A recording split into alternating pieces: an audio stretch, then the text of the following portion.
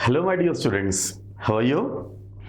बच्चों, आज ये जो पहला क्लास है आपका, इसके लिए हमने ऐसा सोचा कि इसमें कुछ सब्जेक्ट वगैरह ना पढ़कर एक जनरल बातें करेंगे।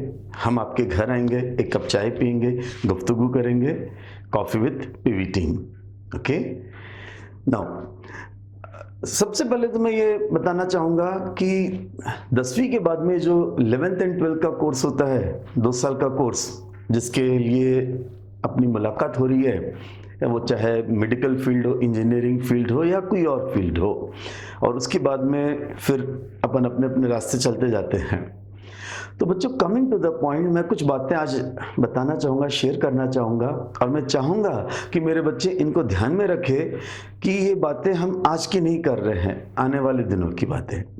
मुझे मालूम है 10th के बाद में जब तुम लोग 11th में आओगे तो जो जो सिखाया जाएगा तुम लोग सीख लोगे, पढ़ लोगे, हो जाएगा, अच्छे अच्छे मार्क्स आ जाएंगे, रैंक्स आ जाएंगे, थोड़े बहुत उतार चढ़ाव तो होंगे, लेकिन जो करता है जाता है, आगे बढ़ता जाता है, होता जाता है। ठीक है, रैंक लग गया है, अच्छा कॉलेज मिल गया है, अच्छा करियर मिल गया है, तुम खुश, परिवार खुश, तुम्हारा मकसद पूरा हो गया, सपना पूरा हो गया है। मैं इन पे नहीं बात करना चाहता सबसे पहले, क्योंकि मैंने देखा है बच्चों कि बहुत से ऐसे बच्चे हैं जो बहुत जोश में अच्छा करते हैं, अच्छा रैंक लाते हैं, सब कुछ अच्छा है, लेकिन मैं थोड़ा आगे जाना चाहता हूँ कि उसके बाद में क्या होता है, क्योंकि जो मैं अल्टीमेटली बताना चाहता हूँ वो इससे ही रिलेटेड है। अच्छा रैंक आ गया है, अच्छा स्कोर आ गया है, अच्छा कॉलेज मिल गया है, बच्चा कर रहा है, इंजीनियरिंग कर रहा है, मेडिकल फील्ड में गया है, या कोई और अपने सोसाइटी के अलग अलग फील्ड्स में है। तुम लोगों ने सुना होगा बच्चों, आजकल अपन ये बहुत ज़्यादा सुनते हैं कि डिप्रेशन, फ्रस्ट्रेशन, फोबिया, ये सारी बातें ये आजकल कुछ ज़्यादा सुनाई में देती हैं। पहले इतना नहीं था, क्योंकि बच्चे, आजकल के जो बच्चे हैं वो बहुत ज़्यादा सेंसिटिव हैं, इमोशनल, सेंसिटिव हैं, शायद सॉफ्ट। द रीज़न, ये जो फोबिया है या डिप्रेशन, ये सब क्यों होता है? कुछ चीज़ें हैं, बात इन चीज़ों को अगर अपन फॉलो करें तो मुझे नहीं लगता कि ये चीज़ें आगे फेज होती हैं, क्योंकि ऐसा कई बार हुआ है। ऐसे कई बच्चों को मैंने देखा है जिन्होंने 12th में अच्छा रैंक लिया है, अच्छे मार्क्स लिए हैं, लेकिन आगे जाके चाहे वो हायर स्टडीज़ के एग्ज़ाम्स हों या फिर असली जो रियल लाइफ में जब अपन उतरते हैं, तब वहाँ उस जंग में लड़ने में वो थोड़े पीछे रह जाते हैं। ऐसा क्यों होता है? बुनियाद अगर अपन अच्छी बनाएं तो आगे भी काम आता है। जो मैं बताना चाह रहा हूँ कि आज हम जो पढ़ते हैं, हमारे लिए कोई ना कोई गाइड होना चाहिए, एक मार्गदर्शन होना चाहिए, और एक पाथ हमें मिलना चाहिए। बच्चों, पढ़ाई करते वक्त हम जो भी टीचर्स बचपन से लेकर आज तक या आगे भी कहीं पर भी, वो एक मार्गदर्शन है बस। वो मार्गदर्शक के रूप में तुम्हारे सामने हैं, गाइडलाइन कि करना क्या है, होता क्या है, कॉन्सेप्ट क्या है, द कंटेंट। बट तुम्हें अपने आप से उन चीज़ों को समझना है, खुद की क्रिएटिविटी बनानी है, खुद का विजुअलाइजेशन करना है, खुद का पिक्चर बनाना है, इमेजिनेशन करना है। Don't spoil your creativity, the first and foremost thing. और उसमें हम अपने आप को खुशकिस्मत मानते हैं कि जब हम पढ़ते थे, जब हम तुम्हारी एज के थे, तो जो किताबों में आजकल अपन देखते हैं, plenty of books, and in every book you will find solutions. बच्चों, मैं इस बात के एकदम खिलाफ हूँ कि जो किताबों में सॉल्यूशंस है वो ऑथर की मिस्टेक है, पब्लिशर की मिस्टेक है, अपना अपना स्वार्थ है। लेकिन यही सबसे बड़ा कारण है जिनकी वजह से आजकल डिप्रेशन होता है। मैं ये मानता हूँ कि जब अपन पढ़ते हैं, स्पेशली फिजिक्स, तो फिर उसमें जब कुछ क्वेश्चंस आते हैं जहाँ पे एप्लीकेशंस है, थिंकिंग है, तो बहुत बार बच्चे जो है तो वो सरेंडर कर देते हैं। वो बहुत ज़्यादा पेशेंटली नहीं रहते हैं कि चलो हम इसको ट्राई करें, अभी नहीं आया तो शाम को, अगले दिन, तीसरे दिन, उनको लगता है कल सुबह एग्ज़ाम है, मुझे इसका सोल्यूशन चाहिए है, और कैसे भी करके वो चाहे टीचर से पूछें या किताब में देखेंगे सोल्यूशन या नेट पे देखेंगे, कैसे भी करके उनको सोल्यूशन चाहिए है कि वो कल सुबह एग्ज़ाम में उनके मार्क्स आ जाएं। ये पहली गलती कभी मत करना बच्चों। मार्क्स के लिए कभी मत भगना। सब्जेक्ट को समझो, नहीं आया ना जान दो। हमें मार्क्स आज नहीं चाहिए, हमें मार्क्स मेन एग्जाम में चाहिए हैं। और इसके लिए ये सॉल्यूशंस को देखना, मैंने देखा है बच्चों कई बार क्या करते हैं, वो क्वेश्चन देखा सॉल्यूशन, ऐसे पन्ने पलट के सॉल्यूशन, यू नो, ना दिमाग यूज करना ना पेन पेपर कुछ भी नहीं। ऐसा नहीं लगता वो उस क्वेश्चन को समझ रहे हैं, ऐसा लगता है कि वो ऑथर को चेक कर रहे हैं उन्होंने सॉल्यूशन दिया है कि नहीं दिया है। यू नो, पन्ने पलटे देख लिया, अच्छा ऐसा होता है ऐसा होता है, बस गलत। सॉल्यूशंस तो देखने ही नहीं हैं, है ना। जब तुम्हारे पेरेंट्स ने पढ़ाई करी होगी, कोई किताबों में सॉल्यूशंस नहीं थे, हमारे पास में कोई टीचर अवेलेबल नहीं होता था, नेट तो था ही नहीं, किताबों में सॉल्यूशंस नहीं थे, बहुत ज़्यादा हो गया तो दोस्तों से पूछ लिया। और यही एक रीज़न है कि हम लोग कुछ थोड़ा बहुत सीख चुके हैं, सीख लिया है। यही करना है, थोड़ा टाइम जाए, पेशेंटली रहना चाहिए, उसको सब्र होना चाहिए और खुद से करने की आदत लगनी चाहिए। बहुत बार हम क्वेश्चन का आंसर समझ जाते हैं, सॉल्यूशन समझ जाते हैं और फिर एग्जाम में मार्क्स आ जाते हैं, और कई बार तो ऐसा होता है कि मेन एग्जाम भी हो जाता है। और ये जो डिपेंडेंसी की आदत हमें लग जाती है, और ये आदत होती है कि आगे जाके हमें दिक्कत होती है कि हमने किसी ना किसी सहारे को ढूंढ लिया था, हम सेल्फ इंडिपेंडेंट नहीं बन रहे थे। हमें अपने आप को अंदर से बढ़ाना है। यू नो, कोई भी आदमी बड़ा नहीं हो सकता बाहर से, जब तक वो अंदर से बड़ा ना हो। तुम्हें अपने आप को अंदर से बड़ा बढ़ाना है। तुम्हें सिर्फ ये 2 साल के बाद कॉम्पिटिटिव एग्जाम नहीं जीतना है, तुम्हें जिंदगी की जंग जीतनी है। यू नो, बचपन में जब तुम 10th में आओगे, पेरेंट्स ने कहा होगा कि बच्चों बेटा पढ़ ले, ये जिंदगी का पहला पड़ाव है, और ये निकल गया तो जिंदगी सेट हो जाती है। 10th क्लास अपन इसी बहकावे में आके अच्छे से पढ़ लेते हैं, फिर कहते बेटा 2 साल पढ़ ले, ये इंटरमीडिएट हो जाए या 12th हो जाए और अच्छा करियर बन जाएगा। फिर कहते बेटा इंजीनियरिंग हो जाए, मेडिकल हो जाए, डॉक्टर बन जा। बच्चा, ये सब वो जो बोलते हैं ना, वो अपनी जगह सही है, लेकिन जिंदगी की हकीकत ये है कि ये कभी रुकती नहीं है। ये तुम्हारा पहला पड़ाव या दूसरा पड़ाव ऐसा नहीं होता है। जिंदगी हर दिन एक जंग है, हर दिन अपने को मेहनत करती रहनी पड़ती है। मेरे माता पिता ने भी कहा था, मैंने भी माना, लेकिन आज भी मेहनत करती रहना पड़ता है। और ये जो सब्जेक्ट होता है उसको समझना चाहिए, उसको एंजॉय करना चाहिए, उसका लुफ्त उठाना चाहिए। उसको एक बर्डन नहीं होना चाहिए कि ये मेरे को एक मजबूरी है, मुझे पढ़ना है, मुझे एग्जाम के लिए क्लियर करना है। अरे क्या मालूम जो तुम पढ़ रहे हो वो नहीं आए, अगर हम एग्जामिनेशन पॉइंट ऑफ व्यू से पढ़ेंगे। इसलिए पूरा सब्जेक्ट उसके तह तक समझकर उसको अपन पिक्चर देखते हैं तो उसको समझते हैं, तो अपने को एंजॉय करते हैं। जब पूरी चीजें समझ में आ जाती है, लिंक लग जाता है। अगर अपन 10-15 मिनट के लिए भी बाहर चले गए, लिंक टूट गया तो फिर मजे नहीं आती है। तो ये भी वैसी है, उसको समझ कर लो हो क्या रहा है, बड़ा सिंपल है और इससे बच के नहीं जा सकते, चाहे वो इंजीनियरिंग फील्ड हो या मेडिकल फील्ड हो, दोनों में फिजिक्स इंपॉर्टेंट है। When it is unavoidable, you cannot escape, and escapism is never the solution of any problem, and every problem has a solution.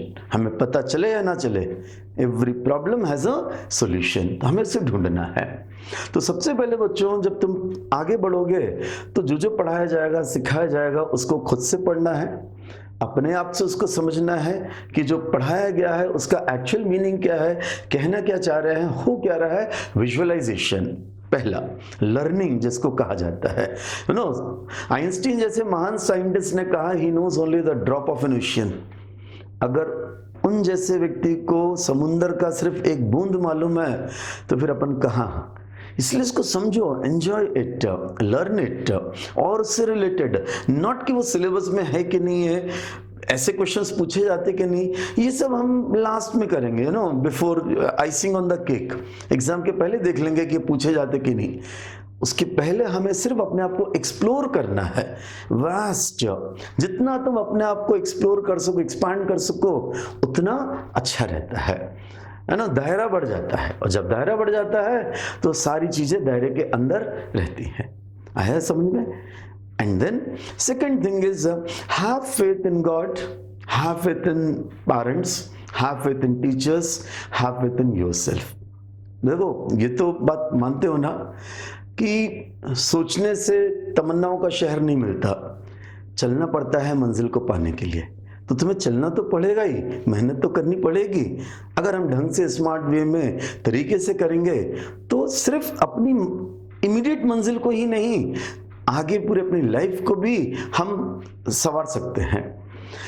दूसरी बात मैं ये बताना चाहूँगा बच्चों, जो कॉमन क्वेश्चन या पेरेंट्स की एक इंक्वायरी रहती है या फिर उनकी एक जिज्ञासा रहती है, उनको लगता है कि फिजिक्स समझने के लिए हमको मैथमेटिक्स लेना चाहिए, क्योंकि अगर मैथमेटिक्स रहा साथ में तो फिजिक्स आसान हो जाएगा।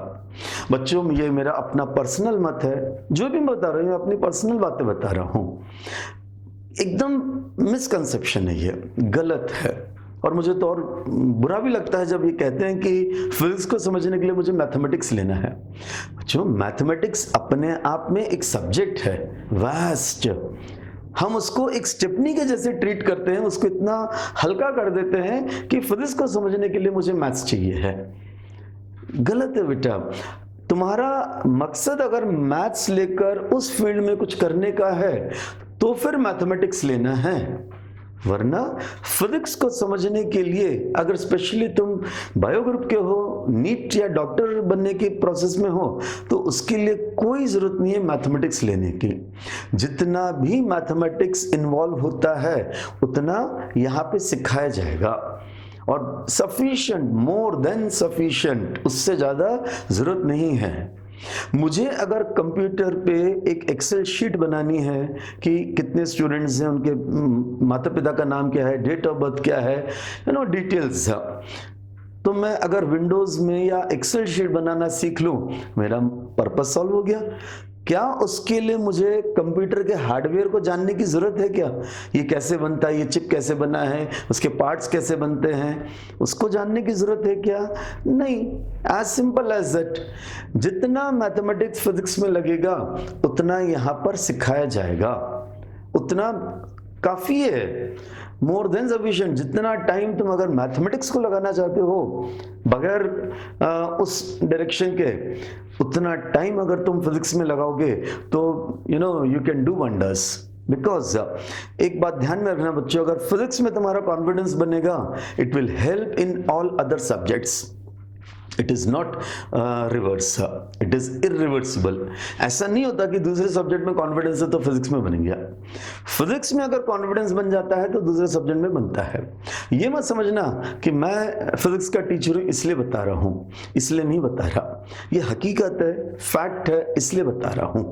ओके, तो फिर इसको ढंग से पढ़ो, अच्छे से पढ़ो, समझने की कोशिश करो, और अच्छे से जैसे बताया जाए, इससे ना सिर्फ अभी के लिए, आगे के लिए भी तुम्हें काफी मदद मिलेगी इन चीजों की। समझ आ रहा है बच्चों? सेकंड थिंग, थर्ड थिंग मैं जो चाहूंगा कि टेक्नोलॉजी का यूज तो तुम देख ही रहो, प्रैक्टिकल। आज जो बेनिफिट हो रहा है, आज इस लॉकडाउन में अगर अपन एक दूसरे से बात कर पा रहे हैं, मिल पा रहे हैं, हमारा जो प्रोसेस है, एकेडमिक प्रोसेस है, वो रुक नहीं रहा है, वो बढ़ता जा रहा है, only because of this technology. लेकिन इस टेक्नोलॉजी का अगर मिसयूज होता है तो फिर again there is a problem.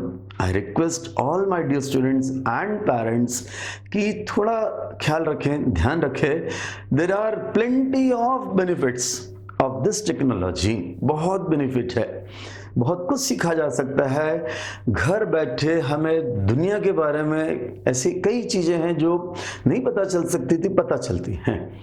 तो टेक्नोलॉजी का जैसे एक नाइफ के दो पहलू होते हैं, दोनों भी, वैसे ही ये टेक्नोलॉजी के भी काफ़ी बेनिफिट्स हैं, और उसका पॉजिटिव यूज़ ही हम करते जाएं, और उसका जो डिस्ट्रक्टिव पार्ट है उसमें ना फंसें, जिससे कि हमारा करियर दांव पे ना लगे और हम अपना करियर बना सकें। More hours you work together, more hours you will chill later. Okay, enjoy तो करना ही है, कौन नहीं करता, करना ही है, बट हमें एक तरीके से हमें पाथ मिलना चाहिए। बहुत से बच्चे इसलिए नहीं फेल होते कि उन्होंने बहुत बड़ा टारगेट रखा था और उसको अचीव नहीं कर पाए। समझना, बहुत से बच्चे इसलिए नहीं सक्सेस होते कि उन्होंने बहुत बड़ा टारगेट रखा था और उसको अचीव नहीं कर पाए।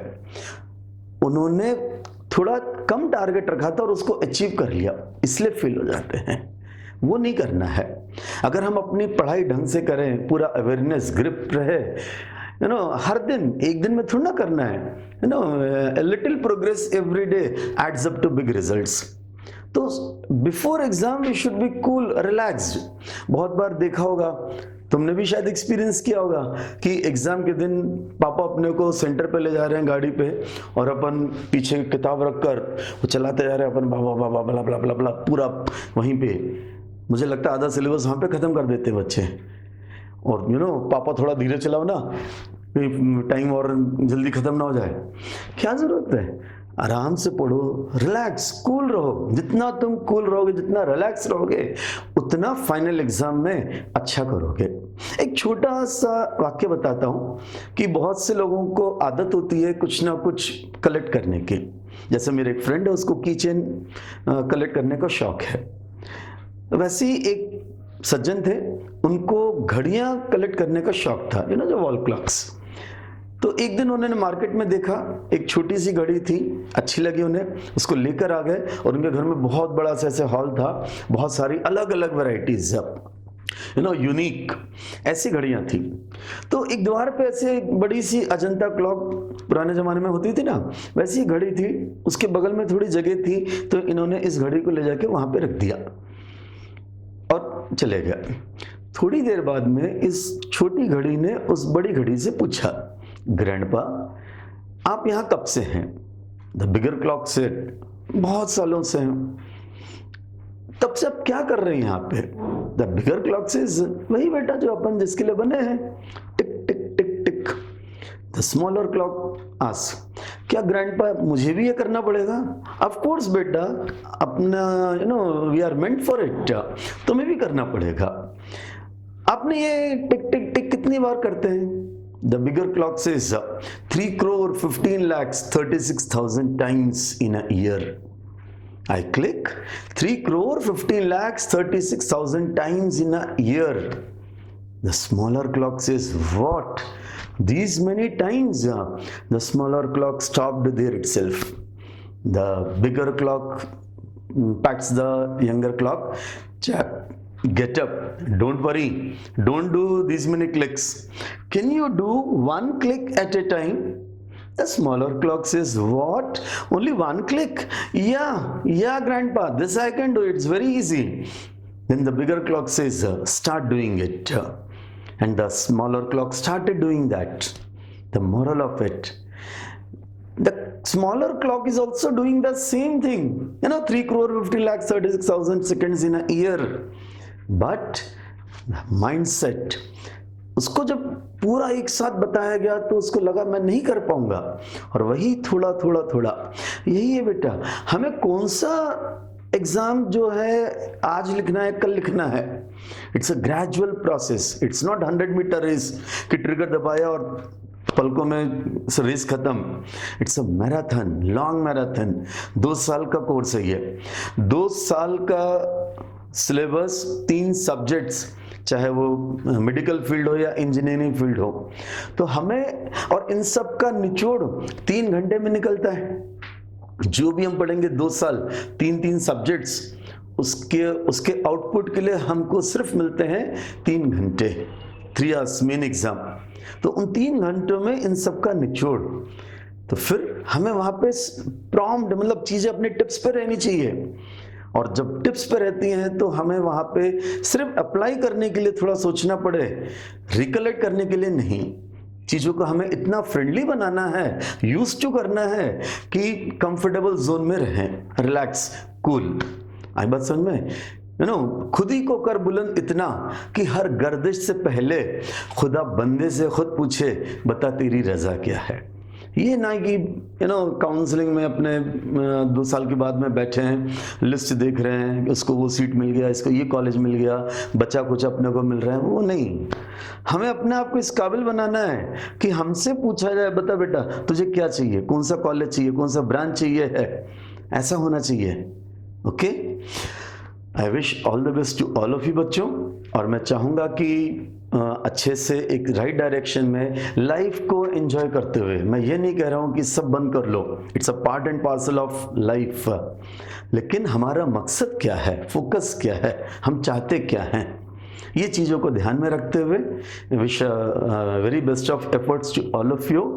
एंड एक गालिब के 2 लाइन ये आ रहे हैं, 2 पंक्तियां मैं कहना चाहूँगा कि कौन कहता है आसमां में सुराख नहीं हो सकता, कौन कहता है कि आसमां में सुराख नहीं हो सकता, एक पत्थर तो तबीयत से उछालो यारों, चलो फिर साथ मिलके चलते हैं और अपने ज़िंदगी को संवारते हैं। Thank you, all the best. तो बच्चों, ये थी हमारी टीम। अभी मुझसे पहले मेरे 2 जो भाइयों ने आपसे बात करी, Kapil sir and AB sir ने। मैं एक ब्रीफ में बताना चाहूँगा कि कल से आपके सेशन स्टार्ट हो जाएंगे और पहले अपन बेसिक मैथमेटिक्स लेंगे, जिससे कि जो मैथमेटिक्स का फोबिया है वो ना रहे, और जो भी जितनी मैथमेटिक्स अपने को फिजिक्स को अप्रोच करने में लगते हैं उतना अपन सीखेंगे, और उसके बाद में will jump into the actual physics part. तो बाकी डिटेल जो है with the class, with the basic mathematics and basic things, general things के साथ में we will see you tomorrow. Thank you. Hello kids, myself Kapil Kumar Jain. I am physics faculty at PV Physics Classes Latur. So first of all, I welcome all of you कि आप लोगों ने trust दिखाया और इस video को देख रहे हैं, और आई होप आप लोग हमारे साथ एसोसिएट होंगे।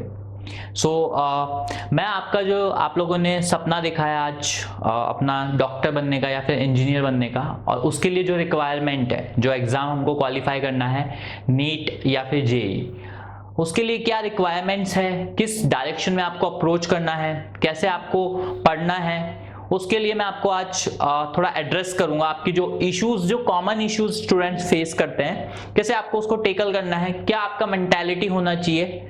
तो फर्स्ट ऑफ ऑल, मैं अगेन अपने प्रीवियस लेक्चर में भी, प्रीवियस इंट्रोडक्टरी लेक्चर में भी आपको बोला हूं कि बेटा अभी जो आप लोगों ने डिसाइड किया है, जो भी गोल डिसाइड किया है, जो भी सपना देखा है आपने और आपकी फैमिली ने मिलके, इसके लिए 2 इंपॉर्टेंट बातें हैं। फर्स्ट ऑफ ऑल, ये एक जर्नी है आपकी। अगेन ये जो एग्जाम जो फेज है 1 साल का, अभी तो आप 10th क्लास पास की हो, तो आपको मिनिमम 2 साल का टाइम है आपके पास एग्जाम लिखने का।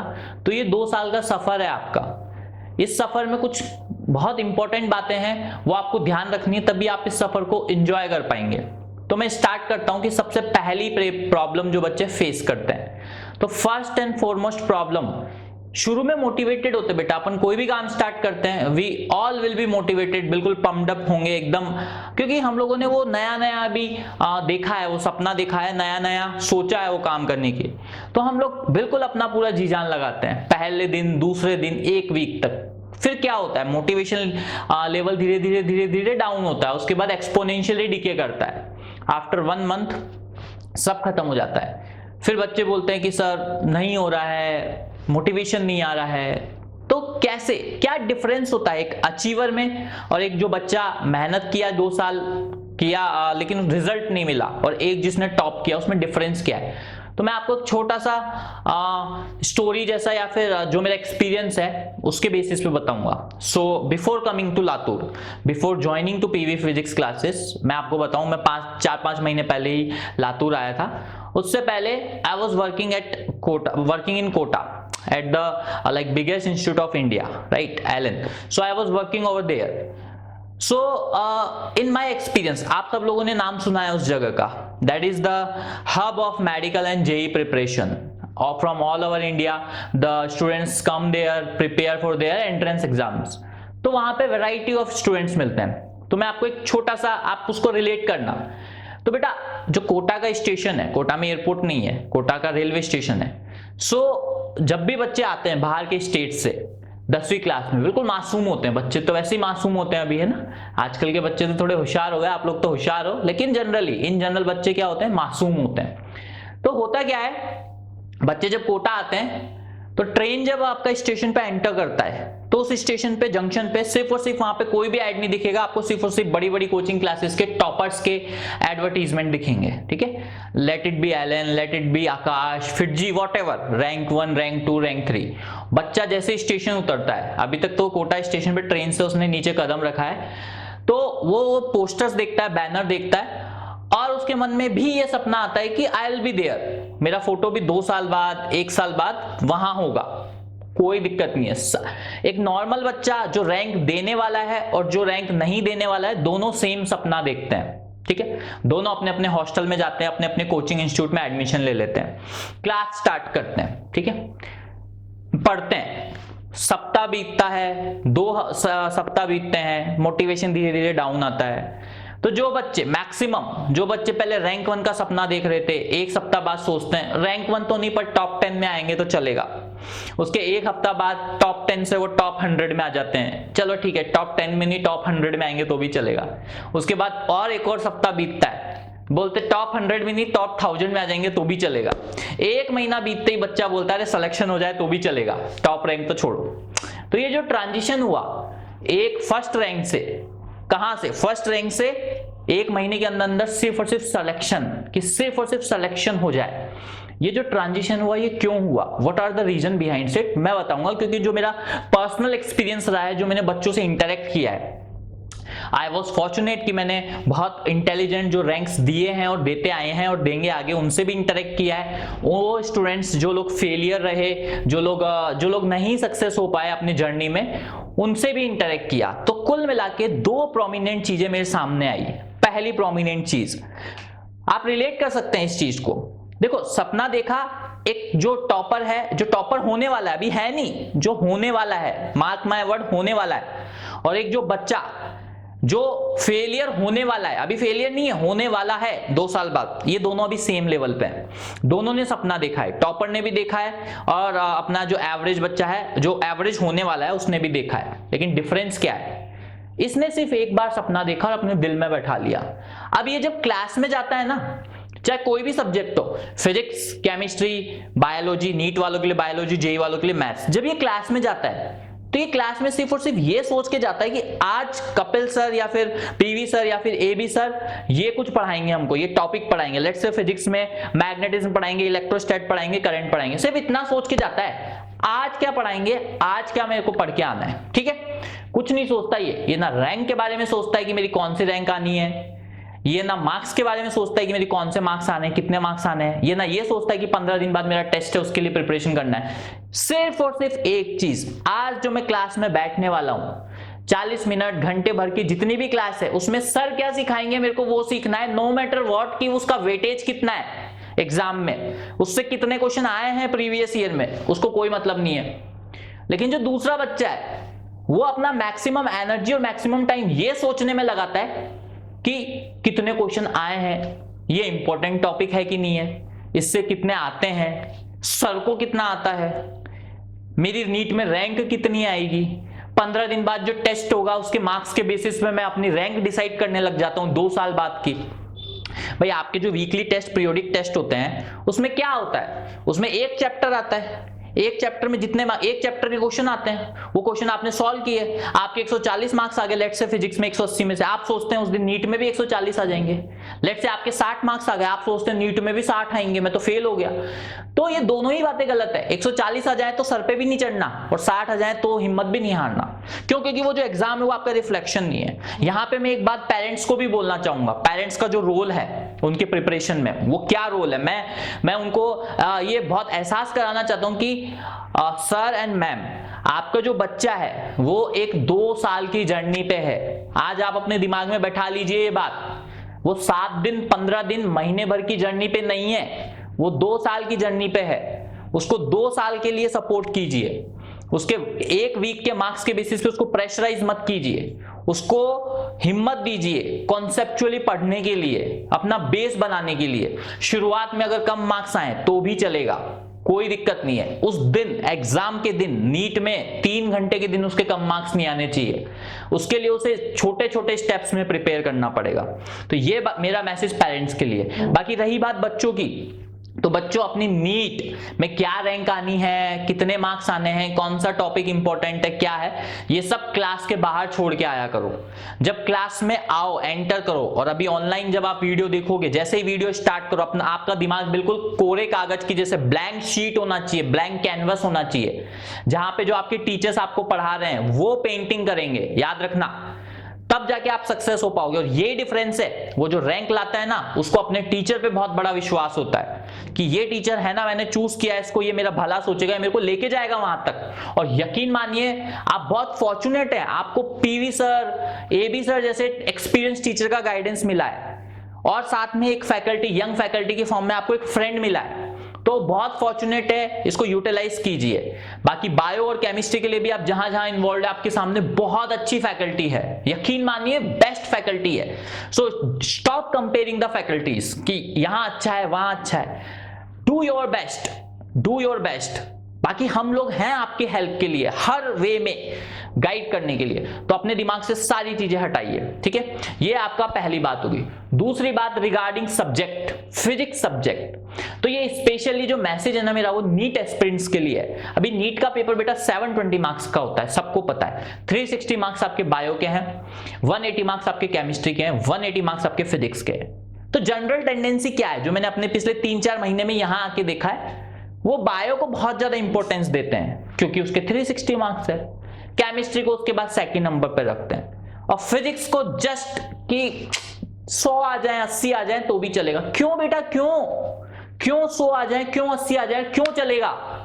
10वीं क्लास में हो ना आज, तो आप 10th क्लास में हो ना, 10th क्लास पास किया, आज 11th में जा रहे हो ना, क्यों अपनी मेंटेलिटी ऐसे रख रहे हो पहले दिन से? ये सोचो ना, 180 में से 180 क्यों नहीं आएंगे? समझ रहे बात को? मार्क्स काटेगा कहां एग्जामिनर? ऐसा कौन सा क्वेश्चन है जो मुझसे नहीं होगा? उस तरीके से प्रिपेयर करो। अब बहुत ब्यूटीफुल सब्जेक्ट है फिजिक्स जो है बेटा, सो ब्यूटीफुल सब्जेक्ट की मतलब आप अपनी डेली लाइफ को पूरा रिलेट कर सकते हैं। तो फिजिक्स के बारे में मैं ज्यादा कुछ नहीं बोलूंगा क्योंकि वो तो हमारी लाइफ का इंटीग्रल पार्ट है, आपके आसपास फैला हुआ है, आपको दिखाई देता है, आपको महसूस होता है। तो इतना ब्यूटीफुल सब्जेक्ट है, उसको उतनी वैल्यू दीजिए, इंपॉर्टेंस दीजिए, और उसी को नहीं, बाकी तीनों सब्जेक्ट को। आप सोचते ही क्यों है कि मेरे को इसमें इतने लाने, इसमें इतने लाने? आपका तो सिंपल है, आपको क्लास जाना है, टीचर जो पढ़ाए रेगुलर प्रैक्टिस करना है। तो मेरा आपसे सिर्फ और सिर्फ इतना ही कहना है, इतनी ही रिक्वेस्ट है कि कंसिस्टेंट रहो, हर दिन का काम हर दिन खत्म करो। तीसरा जो सबसे इंपॉर्टेंट है, टाइम टेबल। सो टाइम टेबल कैसे बनाए बेटा? Time table, what is time table? क्या होता है टाइम टेबल? मैंने भी अपनी लाइफ में बहुत सारे एग्जाम्स की प्रिपरेशन की है, ठीक है, बहुत जेई की प्रिपरेशन की, उसके बाद और भी CSIR की प्रिपरेशन की, यूपीएससी के लिए प्रिपरेशन की। मैं खुद टाइम टेबल फॉलो नहीं कर पाया अपनी लाइफ में कभी भी। लेकिन सबसे इंपॉर्टेंट बात, टारगेटेड स्टडी मतलब देखो, दो बातें बताता हूं। आज आपके सामने लेट्स से बायो का एक लेक्चर डिलीवर हुआ, फिजिक्स का एक लेक्चर डिलीवर, केमिस्ट्री का एक लेक्चर डिलीवर हुआ, करना है आपको आज में खत्म। वो अभी चाहे आप उसको लग के 2 घंटे में खत्म करके अपना पूरा दिन मस्त एंजॉय करो, या फिर 5-5 मिनट इधर घूमे उधर घूमे, इधर गए करके वो टाइम वेस्ट करो। तो मैं तो ये प्रीफर करूंगा कि आज जो काम करना है उसको खत्म करके अपना दिन वहां पे स्टॉप करो, उसके बाद जो आपका हॉबीज हैं वो आगे कंटिन्यू करो। आप लोग कहते हैं ना, हम लोग सब 12-12 घंटे पढ़ते हैं, 15-15 घंटे पढ़ते हैं, फिर भी रिजल्ट नहीं आता। बेटा मैंने ऐसे बच्चे देखे हैं अपने छोटे से टीचिंग कैरियर में, ज्यादा एक्सपीरियंस नहीं हुआ है, ज्यादा समय नहीं हुआ है, लेकिन जो भी 2-2.5 साल का मेरा टीचिंग कैरियर का एक्सपीरियंस रहा है, उसमें मैंने नीट रैंक 1 से इंटरेक्ट किया है, जो लास्ट ईयर था आपका, IIT JEE रैंक 1 से इंटरेक्ट किया है, and they all had hobbies. वो डेली उनका जो हॉबी था, चाहे वो बैडमिंटन खेलना हो, चाहे वो क्राफ्टिंग हो, उसको परस्यू करते थे, and still they got rank 1। toughest exam in IIT JEE Advanced, the student got rank 1. NEET में भी रैंक 1 आया नलिन का लास्ट ईयर, एम्स में रैंक 1 आया भाविक बंसल। तो ये सारे जो बच्चे थे, इन्होंने ऐसा नहीं अपनी जिंदगी पूरा अपना वो 2 साल लगा दिए, कमरे में बंद कर दिया 15-15, 18-18 घंटे पर। इवन जो अपने इंडिया का बेस्ट हाईएस्ट रेपुटेड एग्जाम है यूपीएससी का, उसके जो टॉपर्स है वो भी नहीं करते हैं, लेकिन वो टारगेटेड स्टडी करते हैं। टारगेटेड मतलब अपना टारगेट फिक्स करते हैं, उसके बाद जितना उनका खत्म हो जाता है, उसके बाद अपना डे वो नॉर्मली यूटिलाइज करते हैं, ठीक है। तो अपना इसी तरीके से क्रिस्टल क्लियर माइंड रखते हुए, सारे सब्जेक्ट्स को इक्वल इंपॉर्टेंस देते हुए, लर्निंग एटीट्यूड रखते हुए, एग्जाम तो 2 साल बाद होना है ना आपका। आज की तारीख में, आज जब मैं आपको पढ़ाऊंगा तो वो आज पढ़ा रहा हूं, उसका एग्जाम तो 2 साल बाद होना है ना नीट का, तो आज आपका, तो क्यों आज उसके बारे में सोच के आप बस अपना दिमाग खराब करते हैं, अपना टेंशन लेते हैं। आपको सोचना ही नहीं है, आपको तो ये सोचना है आज कपिल सर ने ये पढ़ाया, मेरे को ये खत्म करना है, बस खत्म हो गया ना काम आपका। तो ये ब्रिक बाय ब्रिक, छोटी छोटी ईंटें जमाते हुए आपका बिल्डिंग बन जाएगा बेटा, लेकिन फाउंडेशन स्ट्रांग रखना। जितनी भी बड़ी बड़ी बिल्डिंग्स देखते हो ना आप, उसका फाउंडेशन बहुत स्ट्रांग होता है, तब जाके वो बड़ी बिल्डिंग खड़ी होती है। तो यही है मेरा best wishes from my side. बस एक प्रॉमिस कर रहा हूं मैं अपनी साइड से कि आपको हमारे फ्रंट से किसी भी वे में कोई भी कमी महसूस नहीं होगी, चाहे वो वीडियो लेक्चर्स हो, चाहे वो स्टडी मटेरियल हो, चाहे वो क्वालिटी टेस्ट हो, चाहे वो सपोर्ट हो, ऑनलाइन सपोर्ट हो, डाउट सपोर्ट हो, एवरीथिंग आपको मिलेगा पीवी फिजिक्स क्लासेस से। ये मैं पर्सनली आपको गारंटी कर रहा हूं यहाँ पे। तो बस अपना आपका जो है कदम बढ़ाने की देर है, अपना जो आउटपुट है, एफर्ट है, वो ईमानदारी से देने की देर है बस। तो thank you all, I hope आप सब लोग मेरी इन बातों को ध्यान में रखेंगे। फिर आप लोगों के लिए कुछ 2 लाइनें लिखी है मैंने, तो मैं वो बोलूंगा। तो लाइनें कुछ इस प्रकार से, मत बैठ आशिया में परों को समेट के, मत बैठ आशिया में परों को समेट के, कर हौसला खुली फिजाओं में उड़ान बढ़ने का। तो ये लाइनों का मतलब है कि मत बैठ आशिया में, आशिया मतलब जो अपना घर होता है, घोंसला होता है उसमें। तो अपने आप को एक पक्षी मानते हुए मैं लिख रहा हूं ये, कि जो अपने घोंसले में अगर मैं बैठ जाऊंगा तो मैं कभी उड़ नहीं पाऊंगा। तो वो जो पर है, मेरे पंख है, उनको फैला के उड़ने का मेरे में हिम्मत होना चाहिए, ना कि अपने घोंसलों में बैठने का। फिर अगली लाइन है कि कर हौसला खुली फिजाओं में उड़ान भरने का। तो ये पूरा जो दुनिया है आपके लिए ओपन है, जाइए, ग्रैब कीजिए, अपने टैलेंट, अपनी मेहनत से सब कुछ मिलेगा। दुनिया आपसे कभी भी छीनेगी नहीं, आपको देगी, लेकिन जरूरत है आपको अपनी मेहनत करने की। आप दुनिया को अपना हार्ड वर्क दिखाइए, अपनी मेहनत दिखाइए, सफलता, fame, name, everything will be with you. You will have everything. So best of luck. Thank you. Bye bye. Hi my dear students and parents. Myself AB sir. I am physics faculty. Today I am going to tell about what is physics. Physics is a nature. Whatever you observe around yourself, that is called as a physics. बच्चों, आज कुछ physics के लिए कुछ बात बताना चाहता हूं।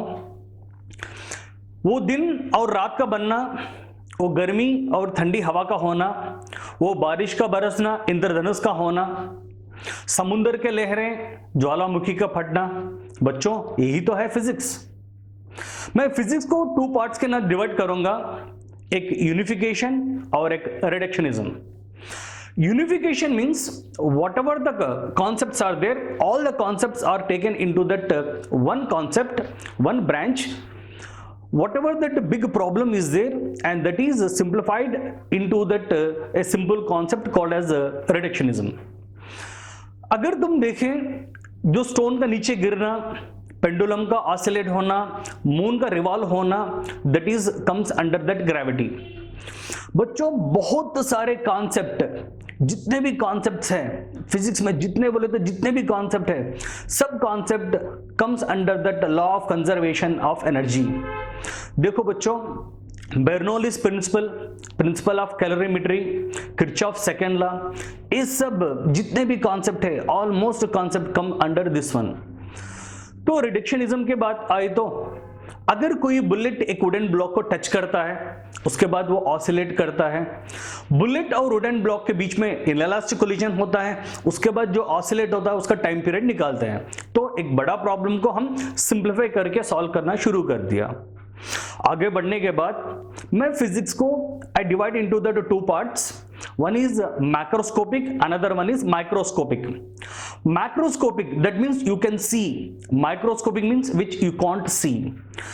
Macroscopic में हमें बच्चों ऐसा आता है मैकेनिक्स, हीट, इलेक्ट्रोडायनेमिक्स, लाइट। और माइक्रोस्कोपिक में तुम्हें मिलता है एटम, न्यूक्लियस, सेमीकंडक्टर। जब टेक्नोलॉजी का इंप्रूवमेंट हुआ, सिलिकॉन चिप का डिस्कवरी हुआ, तो एक बार सोचो साइंस कितना एडवांस में चले गया। जब microchips, nano chips, nano technology आ गया तो लैंडलाइन से फोन्स, लैंड फोन से फोन्स, उसके बाद स्मार्टफोन्स, और उसके बाद आपको मालूम है यूट्यूब, फेसबुक कितना एडवांस हो गया। बच्चों मैं बताना चाहता हूं physics plus technology is equal to society. और एक बात, physics plus technology is equal to society. बच्चों जब फिजिक्स बढ़ता है टेक्नोलॉजी भी बढ़ती है, उसका एडवांटेज सोसाइटी को मिलता है। फॉर एग्जाम्पल हमें मालूम है जब स्टीम इंजन होता था तो उसका एफिशिएंसी बहुत कम था, तो फिजिक्स ने अपना इन्वेंशन किया, तो उसके बाद टेक्नोलॉजी की बारी आई तो उससे डीजल इंजन बना, उसके बाद इलेक्ट्रिकल इंजन बना, उसके बाद मैग्नेटिक ट्रेन्स बना। तो जैसा फिजिक्स बढ़ते गया टेक्नोलॉजी भी बढ़ते गया, उसका एडवांटेज सोसाइटी को मिला। बच्चों ऐसा कोई बात बताने से पहले हमारा जो ऑब्जर्वेशन है फिजिक्स में वो कितना है, कहां तक है, उसको देखना वेरी इंपॉर्टेंट है। अब कोई बात बताना चाहता हूं तो अपने जो ग्रेट साइंटिस्ट हैं उनका ऑब्जर्वेशन कैसा है, और उनके ऑब्जर्वेशन के हिसाब से आज हम जो कुछ भी एडवांटेज ले रहे हैं तो वो कैसा है एक बार देखेंगे। आपको मालूम है न्यूटन बोले तो ही मालूम होता है ग्रेविटी का कॉन्सेप्ट आता है। जब हर बच्चा अपने माँ के कोख से 9 मंथ्स के बाद पैदा होता है, बट न्यूटन ने 7 मंथ्स में पैदा हुआ है। जब पैदा हुआ था उसका सर जो था बड़ा था और बॉडी जो था बहुत लीन था, और डॉक्टर ने बता दिया ये ज्यादा दिन नहीं रहेगा, ये मर जाएगा। बट गॉड ग्रेस ये बड़ा हुआ और स्कूल जाने लगा। जब स्कूल जाने लगा तो स्कूल में एक बार लास्ट बेंच में, हर बार लास्ट बेंच में बैठता रहता था और एकदम डल से रहता था। हर टीचर अपने पेरेंट्स को कंप्लेन करते थे, कुछ क्लास नहीं सुनता है, होमवर्क नहीं करता है, ऐसा बोल के कंप्लेंट्स करते थे। तब ये जो पेरेंट्स हैं, न्यूटन के जो पेरेंट्स हैं, इन्होंने एक हॉस्टल में रखने के लिए सोची और इन्होंने लेकर जाकर लंदन के एक बड़ी स्कूल में ज्वाइन कर दिया।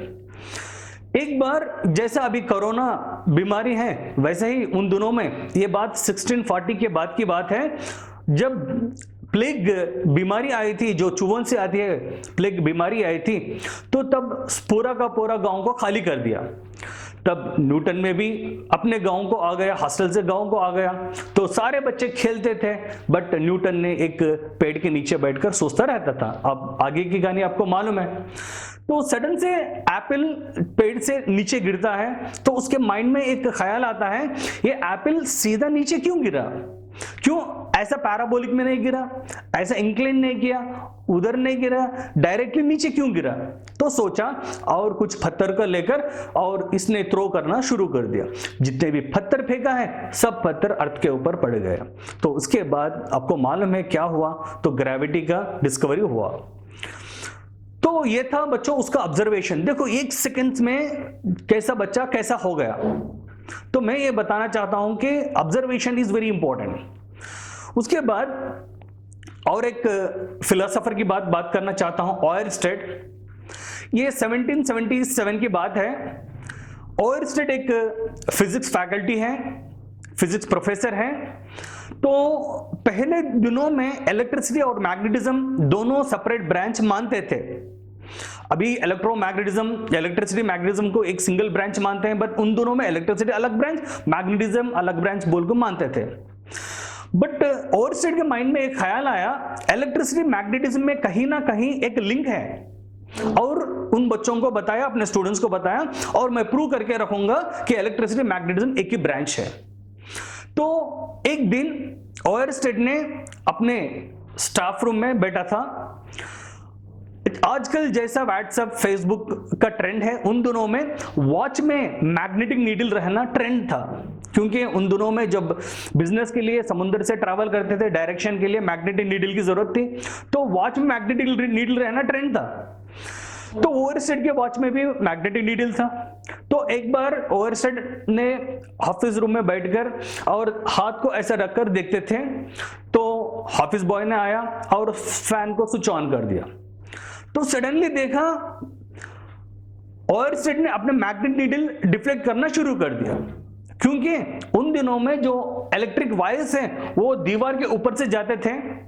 जब कभी भी इलेक्ट्रिक लाइन से इलेक्ट्रिसिटी पास होता है, उसके अराउंड मैग्नेटिक फील्ड डेवलप होता है। तो ऑयरस्टेड ने अपने वॉच को निकाला और डिफरेंट पोजीशन में वो सराउंडिंग में घुमा दिया, तो डिफरेंट डायरेक्शन में मैग्नेटिक नीडल डिफ्लेक्ट करना शुरू कर दिया। तो इससे बात मालूम हुआ उसको, यस, जब कभी भी whenever the electricity pass through the conductor, around the current carrying conductor magnetic field will be produced. That means electricity magnetism they are interrelated with each other. उसके बाद मालूम है आपको, उसके बाद क्या हुआ, इलेक्ट्रोमैग्नेटिज्म का टॉपिक आया। बच्चों ऐसे ही अगर हम देखते हैं तो इनका जो ऑब्जर्वेशन था, तो उनका ऑब्जर्वेशन, उनका फोकस सिर्फ और सिर्फ कुछ डिस्कवरी करने का था, तो इसलिए वो सक्सेस हो गए। तो मैं फिर बताना चाहता हूं, whatever you observe around yourself that is called as a physics. बच्चों नहीं मालूम कि तुम आगे जाकर क्या बनोगे, एक किस्मत का खेल है, और इसको ऑब्जर्व करते रहो। तुम्हारे सराउंडिंग जो कुछ भी होता है तो तुम ऑब्जर्व करते रहो, तो डेफिनेटली एक दिन तुम्हारा भी आएगा कि तुम्हारा नाम रोशन होगा। ऐसे ही और एक पर्सन के बारे में डिस्कस करना चाहता हूं, पाइथागोरस मींस आपको मालूम है ट्रिग्नोमेट्री याद आती है। तो ऐसा कोई फॉर्मूलास अगर हम करना चाहते हैं ट्रिग्नोमेट्री में तो पाइथागोरस रूल लेकर ही करते हैं। तो एक बार पाइथागोरस अपने घर से बाहर निकलने गए, जंगल के ओर निकलने गए, तो एक मंजर को देखा, एक सिचुएशन को देखा। एक मोर था। मोर की बात आए तो अगर स्नेक किसी को भी ठसता है तो वो मर जाता है, बट अगर स्नेक मोर को, पिकॉक को ठसता है, काटता है, तो वो मोर, पिकॉक नहीं मरता, वो गॉड का क्रिएशन है। जब कभी भी मोर स्नेक को देखता है बहुत खुशी से डांस करना लगता है, क्योंकि उसको उससे खेलना बहुत पसंद है। तो पाइथागोरस ने देखा मोर अपने पोजीशन से ऊपर उड़ता है और सांप को ठसने की कोशिश करता है। तो पाइथागोरस ने दूर से ऑब्जर्व किया ये मोर कितना हाइट उड़ रहा है और मोर और स्नेक के बीच में डिस्टेंस कितना है और ये कैसा इसको ठस रहा है। उसके माइंड में एक कॉन्सेप्ट आया, तो उसने एक ट्रायंगल बना दी। तो आपको मालूम है, तो वो ट्रायंगल था right angle triangle, hypotenuse, opposite, adjacent side. तो इससे एक लॉ बना। तो उसके बाद ट्रिग्नोमेट्री का रेवोल्यूशन हुआ और जो कुछ भी हम यूज कर रहे हैं ट्रिग्नोमेट्री में, ये सब उसका बदौलत है। बच्चों पाइथागोरस रूल के अलावा बहुत सारे डेरिवेशंस हैं जो ट्रिग्नोमेट्री को डिराइव कर सकते हैं। बट क्वेश्चन ऐसा है, क्यों पाइथागोरस ही फेमस है? पाइथागोरस उसने अपने डेरिवेशन में very simple, very friendly relations बनाया है, तो सो दैट हर स्टूडेंट्स को समझ में आता है। दो रिमेनिंग जो कुछ डेरिवेशंस है वो बड़े कॉम्प्लेक्स डेरिवेशंस है, इसलिए वो फेमस नहीं हुए और ये फेमस हो गए। तो मैं ये बात बताना चाहता हूँ बच्चों, हर बच्चों का ख्वाब रहता है, हर माँ बाप का ख्वाब रहता है।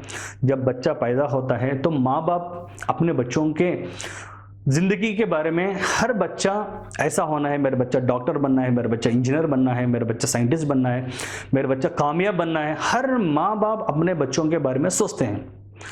तो बच्चों एक बात बताओ, हम LKG से लेकर 10th क्लास तक इतना जर्नी क्रॉस करके आए हैं और ये 11th 12th हर स्टूडेंट, हर इंसान के लिए वेरी वैल्यूबल है। बच्चों हमारा भी एक ही रोल रहता है कि जिंदगी में कुछ बनकर दिखाएं। जीना मरना हर कोई करता है। जब हम मरते हैं तो ऐसा मरना है कि हमारा जो नेम हिंदू पेपर में आए। इसका मतलब हम इतना फेमस होना है कि अपना न्यूज़ हिंदू पेपर में आए। तो बच्चों एक मौका है, इसको यूज करो, फिजिक्स को पसंद करो, लव करो, समझो, बाय हार्ट मत करो। पसंद से पढ़ो। फिजिक्स इतना अच्छा सब्जेक्ट है, अगर समझ के इन्वॉल्व होके करते हो तो फिजिक्स भी तुम्हें पसंद करता है, तुम्हें भी पास लेता है। फिजिक्स को दूर रखते हो तो वो भी तुम्हें दूर रखता है। बच्चों, मैं तुम्हें ये बताना चाहता हूं, जब कभी भी टीचर क्लास में पढ़ाते हैं तो बोर्ड को देखते रहो, और बोर्ड को देखकर घर आकर क्या पढ़ा है एक बार रिवाइज करो। जब हम मॉर्निंग उठते हैं तो मैं मॉर्निंग में ये करना है कि आज के दिन मुझे फिजिक्स को पढ़ना है, बायोलॉजी को पढ़ना है, केमिस्ट्री को पढ़ना है, मैथ्स को करना है, ये डेरिवेशन से ये टॉपिक को कवर करना है। और सोते वक्त ये रिकॉल करना है, क्या मैं जो मॉर्निंग में सोचा था वो सब कंप्लीट हुआ, क्या नहीं हुआ, क्यों नहीं हुआ, उसके बारे में सोचना है। अगर तुम हर दिन एक काम करते हो, हर दिन एक काम करते हो, तो मानो तुम्हारा नाम भी पेपर में आएगा, तुम भी एक दिन डॉक्टर, इंजीनियर, साइंटिस्ट और whatever the parents want to you become, वो सब तुम्हारे लिए आसान हो जाएगा। बच्चों, याद रखो, फिजिक्स वेरी इजी चैप्टर है। तो मैं इस बात को यहाँ पर ख़त्म करता हूँ। Wish you all the best. जय हिंद।